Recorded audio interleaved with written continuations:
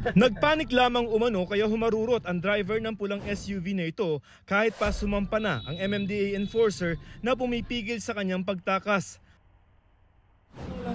Matapos ang 2 araw humarap at humingi ng pasensya sa MMDA ang driver na si Tony, hindi niya tunay na pangalan. Pasensya na po. Wala po ako talaga intensyon na ano. Kaya hindi rin po ako tumakbo nandito. Nakita niyo naman po, nandito po ako. Depensa niya may bumubulabog sa kanyang sasakyan. Parang gustong basagin yung sasakyan. Hindi nagpanik po ako, nagkarangkada ako. Hindi ko na nakasabit na pala yung MMDA doon. Hindi po pwedeng patawarin po eh. Yung ganong klaseng action na ginawa niyo po sa akin. Gusto ko po siyang makakulong po, sir. Iba rin ang bersyon ng rider ng motorsiklo na iginiit na siya ang binangga ng SUV.